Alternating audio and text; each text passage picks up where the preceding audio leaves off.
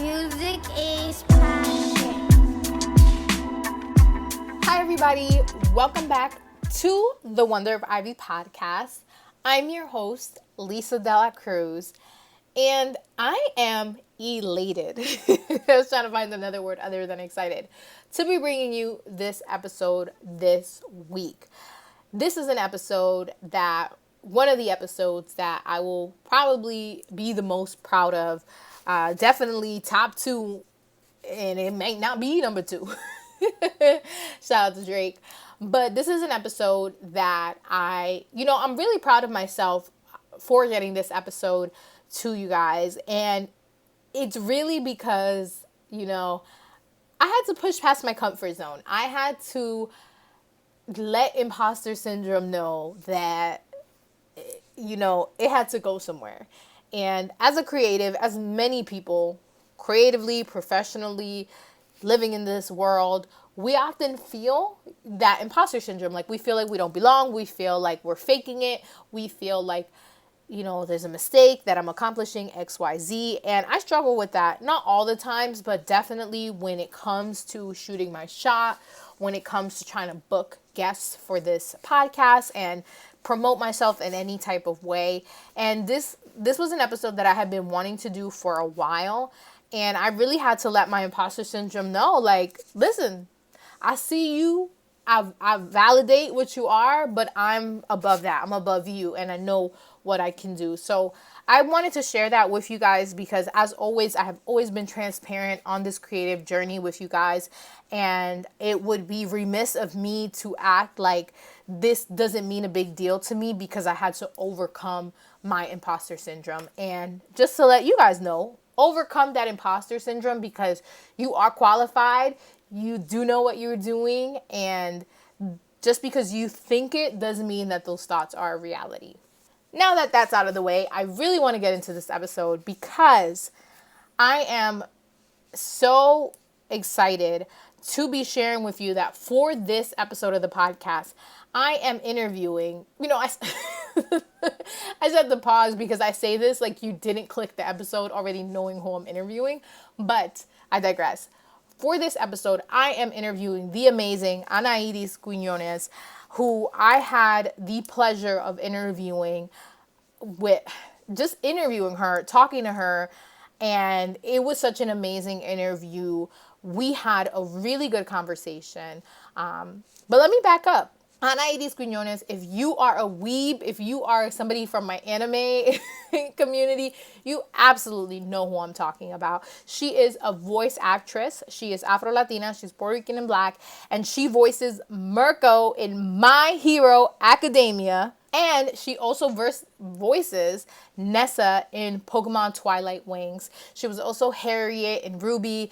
And she has done a lot of voiceover work for video games, indie video games, and as well as some other anime series. But more impressive than her resume, which is absolutely impressive, she has been working her ass off, is her personality. She is such a beautiful person inside and out. Speaking to her through this interview didn't feel awkward. It didn't feel weird because who she is on social media is who she is. That's her. That's genuine.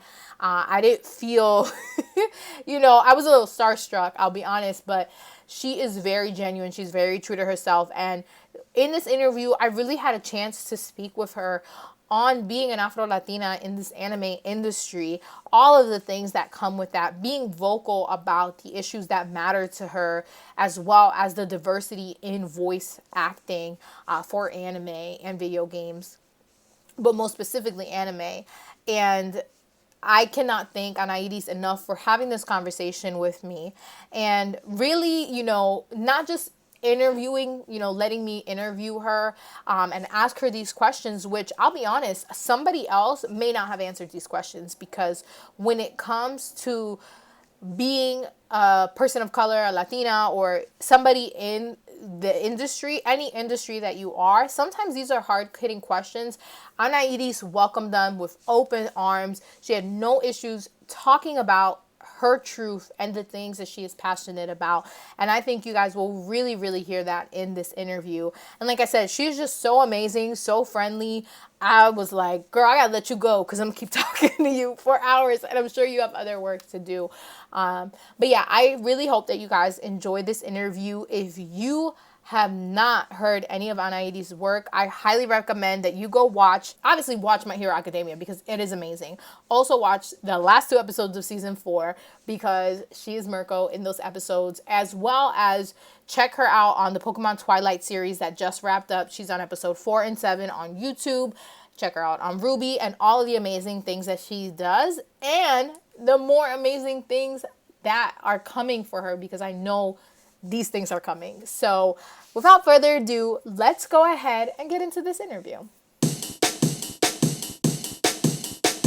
I first learned about you through the Getting Animated podcast. I have been listening to Destiny's podcast for about, I think, 2 years. I discovered her on like this blog for People of Color podcast. And immediately I was like, okay, a Black girl talking about anime, sign me up. And up until that point, I hadn't heard about you. And I'll be honest, I'm not a dub person. And not in the hating, like, I hate people who do dub. But I wasn't really watching anime a lot, more like a manga person. So then when I do watch anime, I was like, watch sub. And to be honest, a lot of the dub that I've been watching since I was probably like 10, a lot of the voice actors, you know, now I feel like there's a lot of diversity when it comes to voice actors, but growing up, it was the same couple of voice actors. So I would watch 10 different anime, same 10 voice actors. And I was like, okay, let me try sub. And I love sub. But as I learned about you and I heard your interview, I was like, okay, this girl sounds like me, looks like me and my family, looks like people that I know. And I just thought, what a wonderful person, first of all. And I love your Twitter. Your Twitter is so funny. Thank you. But I thought, you know, I would love the opportunity to speak with you because I grew up, you know, being Latina, being somebody who loved anime, and those things for me never seemed to be together. I grew up in a mostly Latinx and Black city, and the people who liked anime when I was in high school didn't look like me at all. And, you know, the term weeb, we have turned it around to be a positive thing. But I remember going to like an anime club and just nobody looked like me. And, you know, like I said, I'm Latina, so I say names, I'm saying them super extra pronunciation and people be like, well, you're pronouncing it wrong. It's actually this. And I'm like, you know what? I don't feel like I belong in this type of community. So seeing someone like you doing, you know, I don't want to be a voice actress. But if people want me to be a voice, I could try it. Not saying, hey, listen, go for it. But, you know, seeing somebody working in the industry, I immediately was like, so that's why I wanted to reach out to you. And I'm so grateful that you came onto my podcast because a lot of my friends watch My Hero Academia. My husband watches My Hero Academia. They watch it dubbed. You know, we are excited to see people who look like us. And oftentimes the people who are like Hollywood or media who look like us, they're so unattainable. You can't reach them, you know. They have X, Y, Z people, and there's all these barriers to communicating to somebody that looks like you, or at least hearing their story. So that's why I wanted to have you on the podcast. And again, thank you so much. So before we get started, if you could just give a quick summary of, you know, what your career has been like, as much as you want to divulge, because I know people ask the same 10 questions, how you got started in voice acting, but if you can start wherever you want with a summary of your career thus far. Oh gosh. Well, I got started when I was maybe 12, 13, about 10 years ago. And at first it was just a hobby, you know, because I watched anime and I always loved cartoons and animation. So I was always interested in acting for the longest time. And, you know, while I was interested in anime, I learned more about voice acting. I listened to this commentary track where Laura Bailey was talking about her experience in voicing Lust in Fullmetal Alchemist. And she was talking about how much of a process it was for her to find her Lust voice. And I thought that was so crazy and interesting that it could be a process to create a voice and, you know, discover a character with your voice. I think ever since that, I fell in love with it. You know, I did it as a hobby for so many years. And come 2018, I got to do my first anime, which was Kimono Friends. And that was such a cool experience. You know, I booked that while living in Florida, and it was like, oh, okay. Well, maybe I do have a shot at this. And I kind of was holding off on the decision to, you know, pursue it professionally until I booked Ruby as Harriet. And I moved to Texas last year in 2019 and, you know, did some work. But, you know, things kind of slowed down with quarantine and pandemic and everything because crazy, like, ugh. But anyways, but this year was definitely the pop-off year, I guess, for me because, you know, first off, I booked Nessa in Pokemon Twilight Wings, and that was such an important role to me because, you know, she's this Black character in Pokemon who's a gym leader, water gym leader, and she is this amalgamation of just elegance and power and beauty and just tropes you don't or character traits you don't really see in Black characters. And it was so important to see in her. And I was beyond honored to play her. And, you know, about a month or two later, I got to announce Mirko in My Hero Academia, which was, you know, adding to the honor of like playing these iconic POC characters, these POC women who, you know, they've proved themselves to be more than, you know, these stereotypical traits that we see in characters in animations and media in general. So it is just crazy where my career's gone and how it's just blown up so much in this year alone. But yeah, no, those are my three major roles for sure. Harriet and Ruby, Nessa in Pokemon Twilight Wings, and Mirko in My Hero Academia. And I just want to say, I think, you know, it is amazing that even Japanese voice actors, if you look at their resumes, they're starting off supporting tiny roles and things until they build up, you know, to be in the bigger, well-known franchises. So that is amazing, you know, that in, I want to say in quotes, short time, because obviously when people blow up, it feels like, oh, they just landed, but you've been working at this for years. Yes. And you also, I have your resume here, and you've done a lot of video games too. Yeah, a lot of indie games. So it's like, it's not really something I can be like, oh yeah, I voiced in this. Like most people won't know what they are. But a lot of my resume was built on doing projects online, you know, helping with college animations and, you know, these indie games that some of them went to consoles and such. But for the most part, I was just, you know, practicing and just enjoying this as a hobby and then occasionally making money off of it until, you know, booking industry roles. Like Kimono Friends was my first industry role. And then, you know, I think, what was it? Kimono Friends was a supporting role in like one episode. And then you had Ruby, which was a supporting role, but she was recurring in the season that she showed up. And then I did some Walla for Hensuki and basically nothing else in the industry until Nessa. But that's still, you know, that's so amazing. And even doing, you know, like indie games and things like that, I feel like a lot of people feel like it's the big names or nothing. You know what I mean? Mm-hmm. Like, and sometimes you can be your own, like, you can be your own obstacle into getting what you want to get, because that's true. No matter what industry, you have to put in the work, no matter what that work looks like. And I think for us too, you know, as I feel like we're in the same generation, that we feel like, oh, it's just this little thing that I did. And it's like, no, that's huge. Like if I told my parents I was in a video game, they wouldn't even know. They'd be like, oh my God, that's amazing. So that is so awesome. And thank you for recapping that. And out of the roles that you've played, whether it's the indie games or the anime, what have been your favorite roles so far? You know, Nessa really shot up to be my favorite. Because before I could never really choose a favorite. Like I was sort of like people would ask me that question. I'm like, I don't know. They're all my babies. Because every character that I voice, they have a little part of me, you know, like they have a bit of my soul in them, I think. And so it's very hard for me to choose just one character because I love them all for different reasons.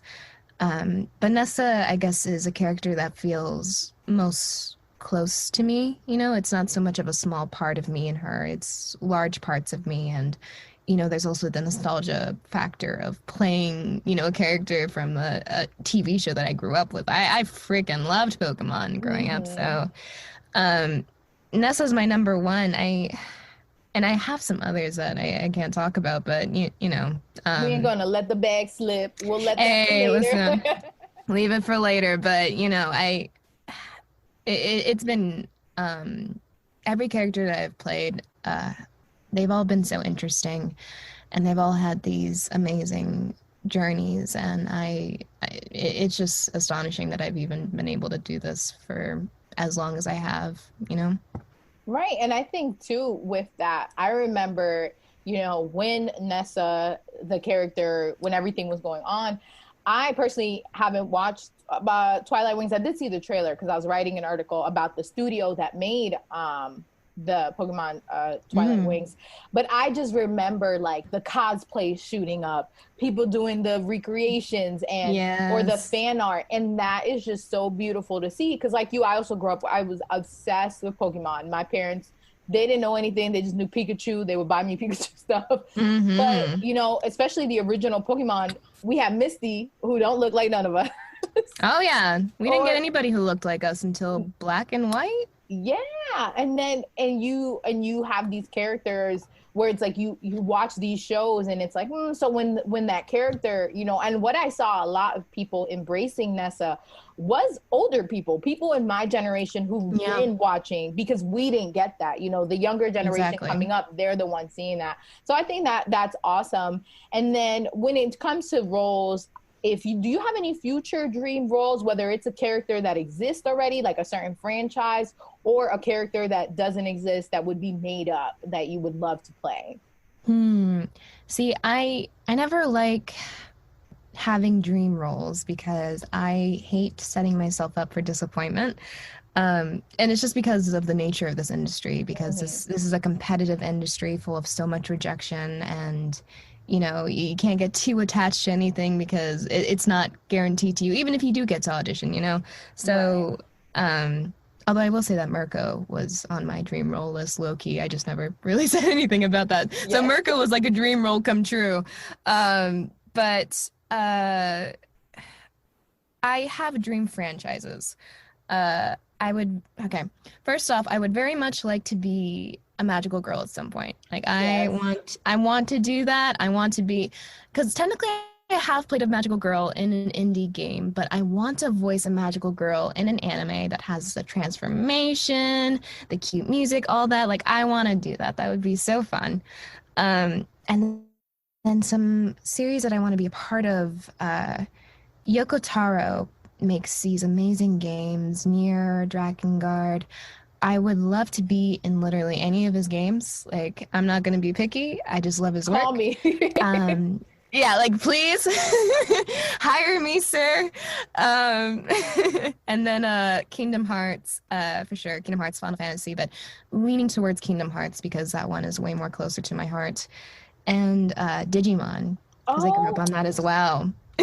I literally, oh my God, I love Digimon, and I feel like I have no one in my corner who loves Digimon. Oh my gosh, I am so sorry. No, it is such a good series. Yes, and I hate, you know, people pit Pokemon and Digimon together. Nah, and I'm just they're like, different. They're so different. I like, you have to look beyond the surface. Girl, you're after my own heart because hey. every day I'm like, you don't understand. You know that cat meme with the girl and the cat and they're arguing? Yeah. That's me with Digimon. I feel that. I mean, they just have the reboot 2020. It's coming out. I'm going to write some letters. I'm going to do some campaigns. Mimi or Sora, I'll let them know that you were there. Because, yes, I'm so happy. I love it. Nah, you know what? If I had to choose anyone from OG cast, even though I don't want to replace anyone from OG cast because, like, the dub cast is amazing. Right. But Kari was always my girl. I love her. Me too. Oh, she was the best. And She was. I would have like, I don't have a middle name, and I would put Hikari as my middle name. My parents were like, bro, what are you doing? I'm like, listen, she's the best. I feel like this new iteration, she's going to have such a big role in a different way. I'm so excited. I just love her whistle. I had like a whistle that my parents had, and I would just blow on it and pretend that I was Kari because she had that whistle with her all the time. And I'm like, I'm Kari. And I had like this stuffed animal that I kept calling some weird Digimon name. It wasn't a Digimon. I just called it that. So I was a huge Digimon nerd. Yes. Oh my God. Do you remember when people would rent videos? I remember I rented this. Oh my God. We would go to the video store every week, and I would make my parents keep renewing or whatever the same Digimon movie. And they were like, okay, we gotta get this back. Oh my God. I had the Digimon movie on VHS too. I don't remember. It probably was from a video store, and I just forgot to return it, honestly. We ain't gonna tell nobody, but hey, listen. I'm so glad somebody else, because I literally, like, my husband didn't really watch it. Nobody, they just thought it was a ripoff and didn't watch it. And I'm like, I hate that. It's like, it's not a ripoff. It's two completely different things. Do the research, then you come attacking people. You. Although that is so awesome. And I feel like too with these, I have heard that, you know, with the industry, it's very competitive, but I feel like too now with so many people, like, I feel like anime's always been in America, but like now how it's blowing up in such different levels, and there's people here who want to start their own anime companies and do like American anime. I feel like there's gonna, you know, speaking it into existence, these roles and these projects and these things, because obviously people are gonna want to hear more of you and your peers, because I feel like, you know, like the freshman list, like the rapper freshman XXL list, I feel like that with your peers of the current voice actors that are coming up now, I feel like that's you guys. You guys are the freshman class list. Because everybody is just so awesome. But getting into your background, or not really your background, but just, you know, we were talking about you just now watching anime and stuff when you were younger.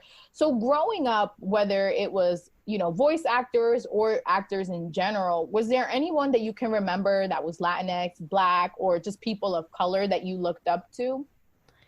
You know, it's funny because I don't think I really strongly looked up to anyone, and I think that has to do with the fact that, you know, I'm Afrolatina, I am Black and Puerto Rican, and that kind of representation just didn't really exist when I grew up. Especially when, like, you know, we were growing up, you saw more stereotypical representations of our cultures. You didn't really see, you know, diverse, you didn't see actually human, you know, representations of us. So it was very hard to feel attached to any one actor or any one character because it just never really fit right. But, you know, thinking about it, I did grow up really loving Raven from That's So Raven because, you know, like she was iconic. Like, who didn't love her? And Chanel and Cheetah Girls. Like, something about her I really loved as well. And it's like, you know, one of them represented my Black side, the other one my Spanish side. So, you know, it was it was two sides, like two sides, but never something that fit completely right. But in terms of, like, I guess a character that, you know, okay, I was really attached to Katara in Avatar, The Last Airbender, and she is not Black or Latina at all, but she I guess to me as a kid, you know, she was somebody who looked like me, right? And I was like, oh wow, she's so pretty and she's so kind and empathetic and smart and fierce. And I guess I saw a lot of myself in her, even though she wasn't quite me. And I guess that's what I was most attached to with her. And, you know, it's thinking about that now, it's like, oh, wow, you know, we're going to have a generation of kids who get to actually see themselves more properly and not see themselves contained to these certain character types. Because, you know, I just didn't really have anyone that I was attached to. And especially, gosh, like Puerto Ricans, like they weren't really in media. So it's unfortunate. No, I completely agree. And I think, you know, something that you said about if there was representation, like it wasn't something that embraced everyone because, you know, all of these shows, if they did have any inkling of Spanish, it was Mexican. And Exactly. Spanish people, you know, people of Latin descent, you know, we're not all Mexican. And We're I not. similarly, you know, I'm Dominican, and some people that are Dominican identify as Black. I'm personally, I'm not, I know that Dominican people are Black, but I also, my dad is white. It's like super, so I know, like, from my, you know, my roots, I definitely, there's some Black in there, but there's also the Spaniards that colonized Spain. But, Yep. you know, growing up, like, I lived in a diverse city, so I identified with Black people. And the representation for me that I saw was Black people. Like, I remember Cree Summers, and every character that she did, I just would gravitate towards that character. And all my favorite characters were Black because there was no one else. I mean, and they were amazing. And that represented my life because all my friends are Black. But having that Dominican representation, or that specific representation, unless you're watching like a mob movie from New York and they show that Puerto Rican guy on the corner for 1 second, Yeah, or they go into a bodega, and then you're just like, oh, okay. And even then you're like, I remember when Spider-Man Homecoming came out, and he goes into the bodega and he's speaking, and all the Dominicans were like, oh my God, he's in a bodega. So I completely understand. And I feel like, you know, like you said, it's so amazing that now this generation is going to have this more representation than we had, because it's not a movie, but this book, I remember, I think it was 2 years ago, I read The Poet X, which is by a Afrolatina. She's a Dominican writer, and she's writing about being Dominican and writing poems. And that was my whole life growing up. And I was Amazing. I was crying, and I'm like in my 20s, and I'm like, this is the first time that I feel seen as and I think, especially with Latinos, the stereotypes that our media displays is like, you're light skinned, fiery, spicy. Yeah. The Spanish that's spoken isn't the Spanish that you grew up with. And even people, you know, who are Mexican or Colombian, they themselves have issues with those representations as well, because that's a small portion of their culture that's being represented. Exactly. So I think this is so important. And it kind of leads into my next question, you know, because like I said, I learned about you through the hype and everything going on when you were cast as Nessa. And when somebody who's a Black, a person of color, Indigenous, or somebody on the other spectrum, or combined, because you can be, you know, LGBTQ plus, when someone's cast in a role like that, you know, they immediately become somebody's, like, they admire them. They're somebody's representation. And I'm biased. Like I said, I'm not listening. You know, I don't usually watch dub, but if I know that person is a person of color, I'm watching that. Like, I'm spending the money. I'm spending my coins because I need to support someone who looks like me. So as somebody who, now that is you are that for other people, especially being in the two of the biggest franchises in America, Pokemon and My Hero Academia. Let's put some respect on that. How do you feel, you know, now it being your turn and you're in that role for other people? I never thought I would be in this role, honestly. You know, because I always noticed growing up that, you know, diversity wasn't really present in cast lists. And you know, as far as I'm concerned, or as far as I know, rather, I don't know of any other Afro-Latina or Afro-Latino actors, you know, growing up when I was growing up. So, you know, I never thought I could even get to this level of success. Like Pokemon, My Hero, that was not ever in my, you know, in my goals, because I didn't even think it was attainable. I was just sort of like, you know, wading through and seeing, and to be able to be this representation as Nessa, as Mirko, you know, these incredibly important characters in these amazing franchises, I feel very humbled. And you know, when I was cast as Nessa, I immediately knew how important she was. You know, not just being who she was, but you know how important she was to the community. And I took so much responsibility with that. And, you know, I in all my interactions with fans and everything, I make sure to, you know, address that, to, you know, discuss that, because I grew up not seeing things like this. I grew up not having somebody to look up to, and to now be someone that others can look up to. Like, it's so important for me to, do my job well and to keep doing my job well and to also be, a good influence as I can.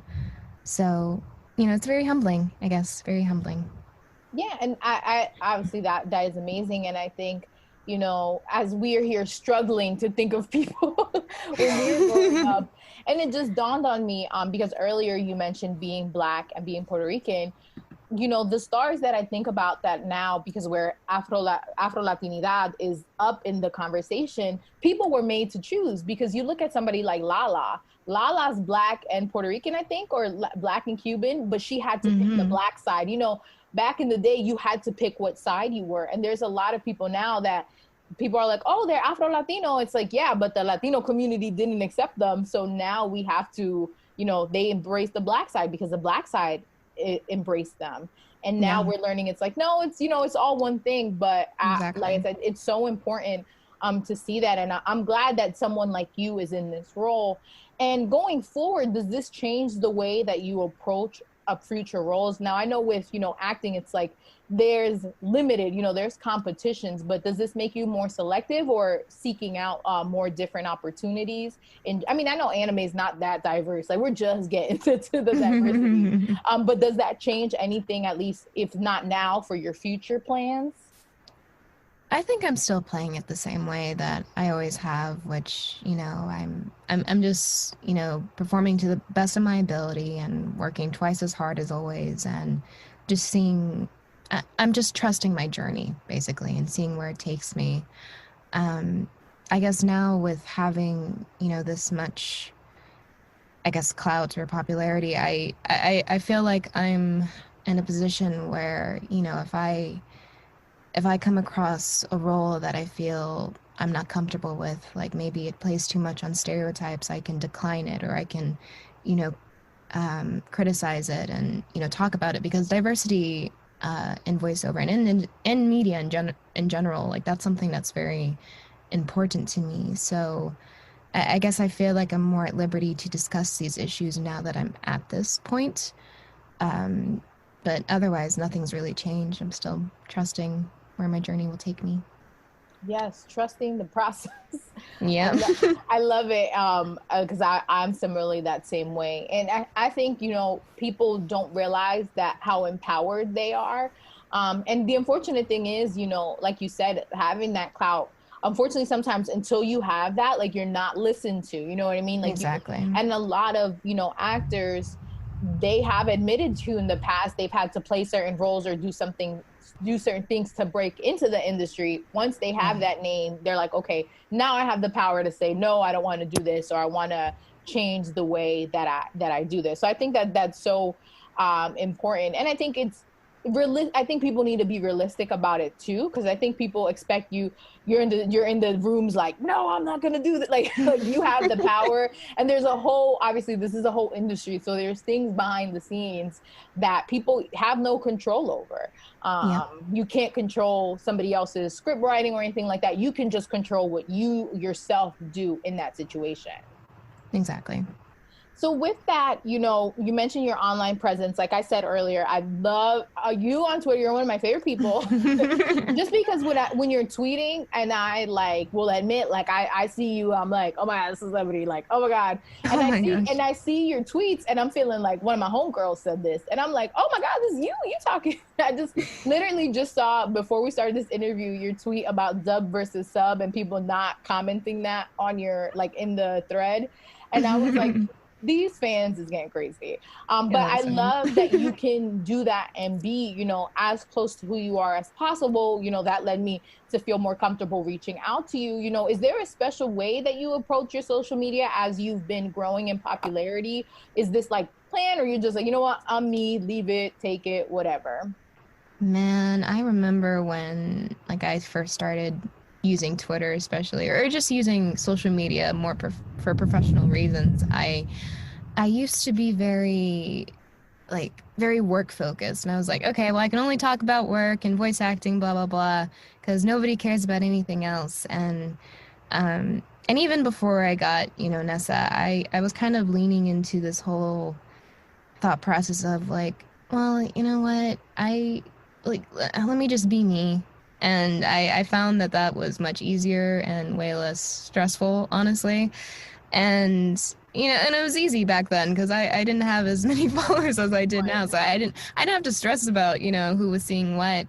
But now I guess as I've grown in popularity in terms of social media, it I almost felt like reluctant. I'm like, should I still keep being genuine? I was almost feeling like I should switch over to being more professional. But then I was like, no, I don't really.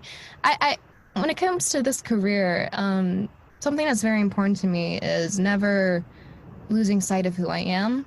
Like, I always want to try and be as genuine as possible, and be as honest as possible, and do things my way. And I feel like being genuine on social media and on Twitter, especially because Twitter is like the main thing I use anyways. Right.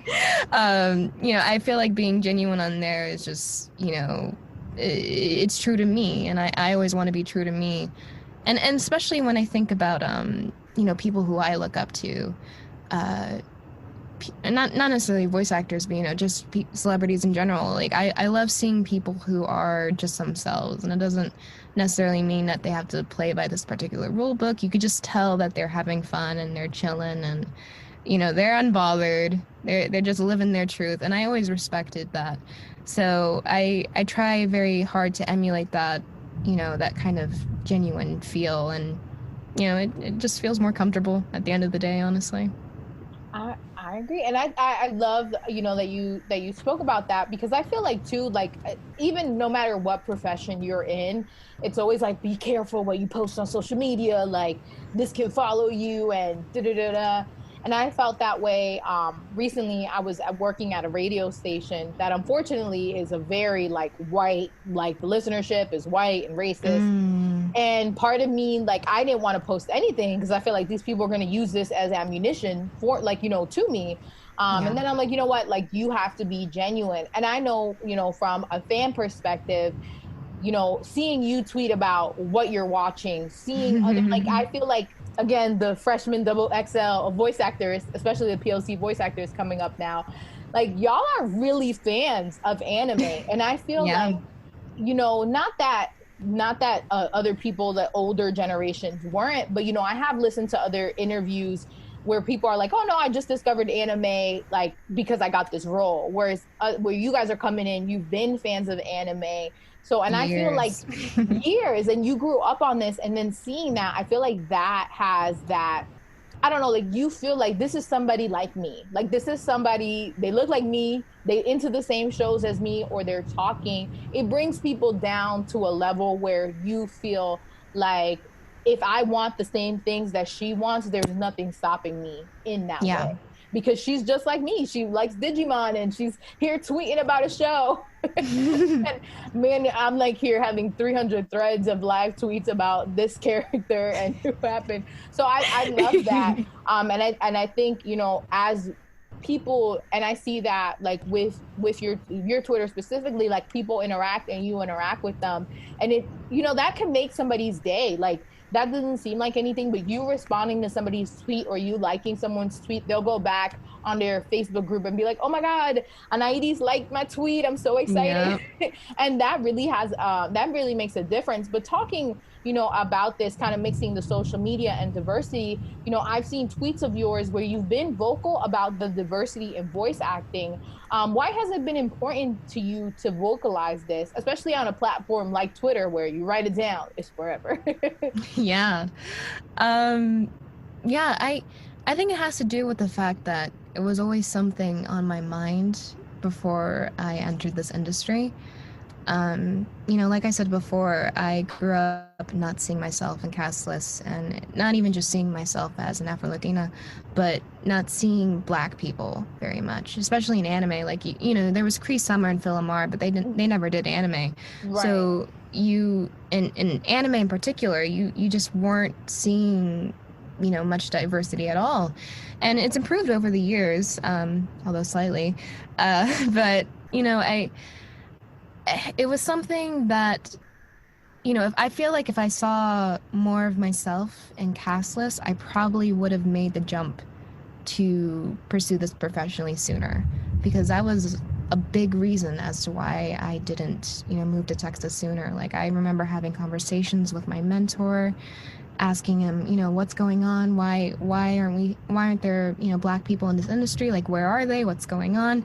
And, I would have, even before, I was popular at all, before Ruby, before all of that, I would talk about this on Twitter, and I'm like, hey, I'm not seeing myself in anime. Like, why aren't there black people in anime? And I remember, sometimes directors would talk to me and, try and provide their perspectives where, in retrospect, it's like, oh, well, that's kind of excuses now. Mm-hmm. But, it was always something that was just so, so important to me. And, now being in this position of, I get to represent these women of color, these characters of color, and, be a successful, Afrolatina voice actress, a black voice actress at that, because, black voice actresses are kind of a rare thing in general. I've started recognizing my privilege, right, to even be in this position of, oh, well, I was lucky enough to make it this big, because not all of my peers are. And, instead of, just using it for just work purposes or whatever, I actually wanted to use it to discuss these issues, because it's something that's very prevalent in the industry and something that needs to be talked about, and something that we all need to sit down and discuss, I think.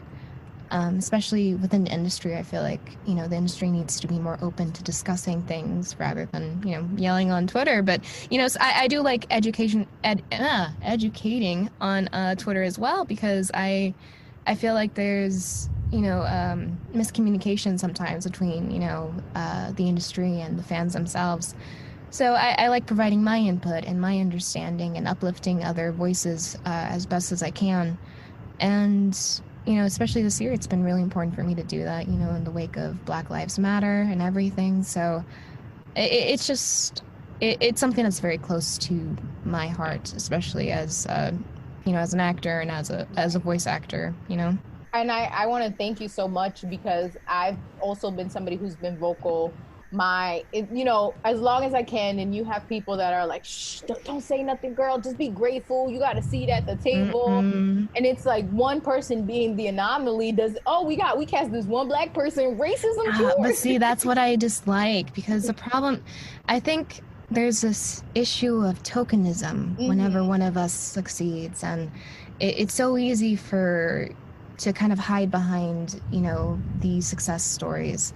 But you have to realize that we're one of many, even though you're only seeing certain names pop up over and over, in terms of black talent or Latina talent, there's way more actors out there who are, struggling. They are working super hard, and they haven't had their shot yet. They haven't been able to book Pokemon or My Hero or anything, and they're probably they are still stuck, voicing stereotypical roles, or not even getting audition opportunities at all. And that's what we are speaking out against. We want actual, equality in terms of casting. Like, it shouldn't be this difficult to give opportunities to everyone.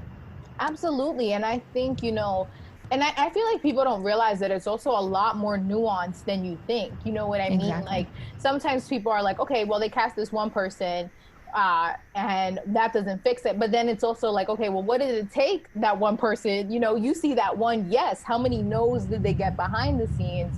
And then I feel like, too, like we said, sometimes they cast that one person, they fit, okay, we cast this one person in this one project, the work is done. And it's like, no, you have to do you have to keep doing the work in there's not only one black person that could be on the cast. Oh yeah. There's only one black character. Like, there can be other people voicing other characters. So I love that, you know, and what you said about Twitter, I've learned so much on Twitter, you know, following you, following other voice actors, and just in general, like in all industries, you know, especially I know, like, I can speak for myself. I don't know if you can identify having a Latino background, where we come, you know, Latino people come from a background where we're just lucky enough to be here, and then you got to just accept whatever comes with that.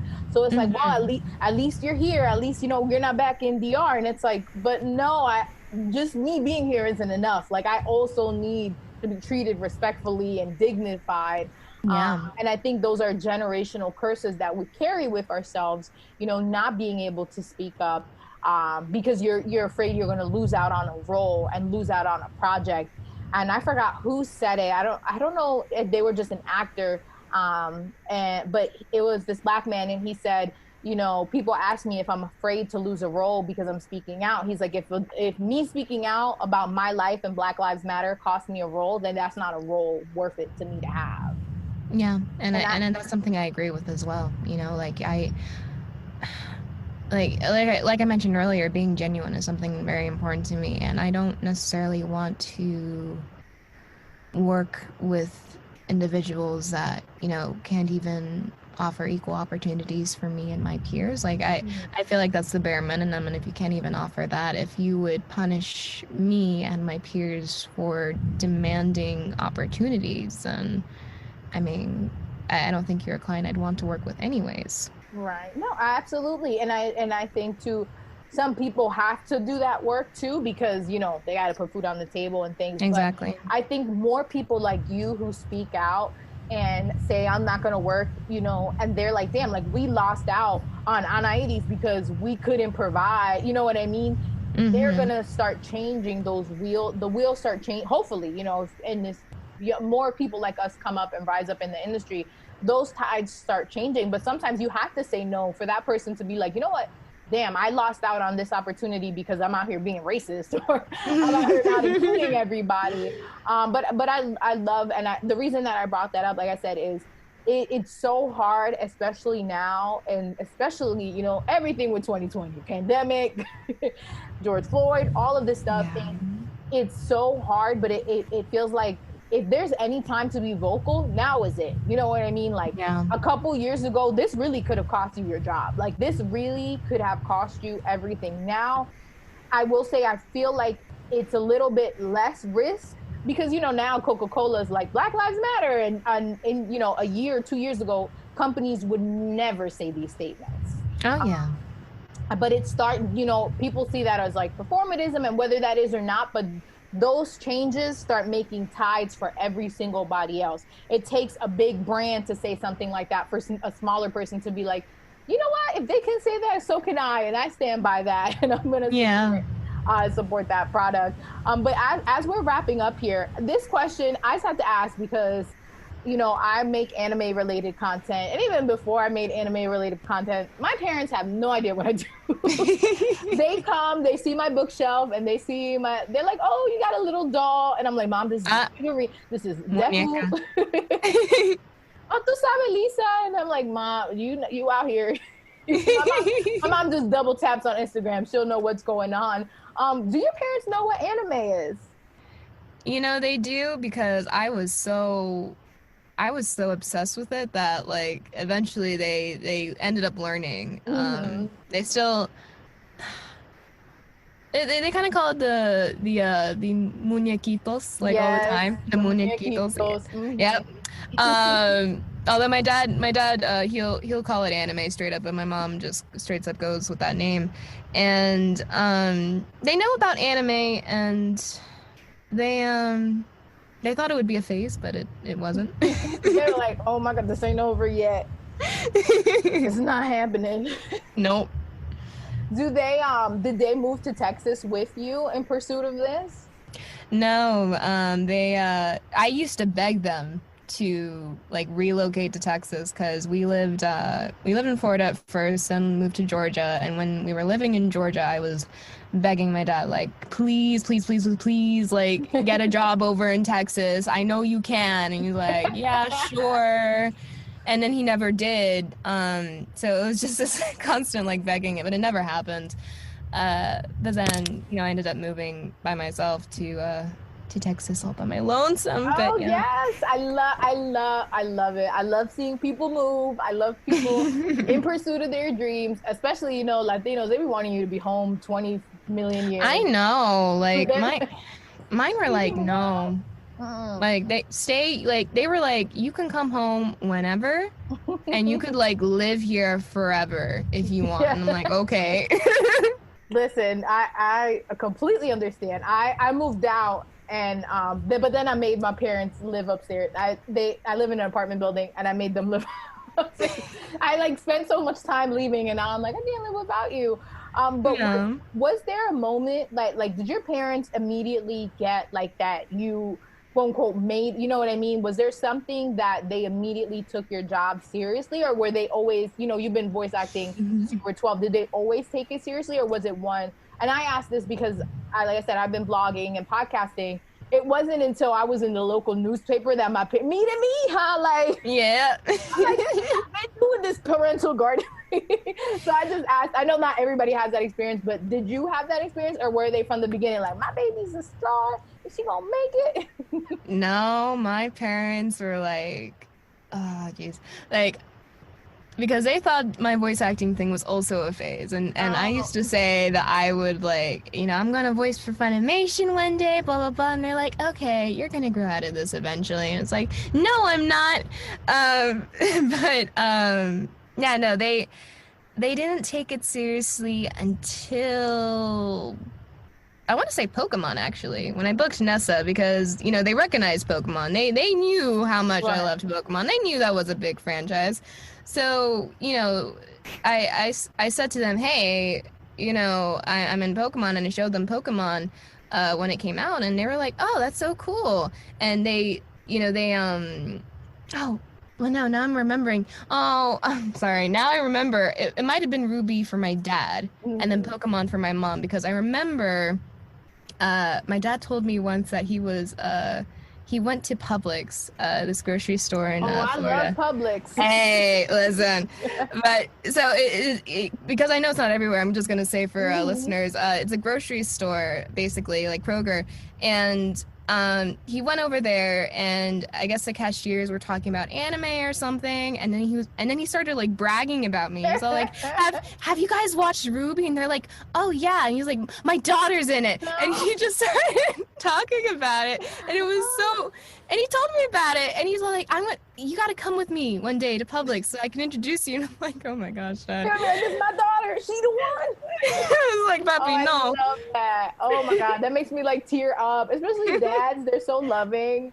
They are. The WhatsApp group popping.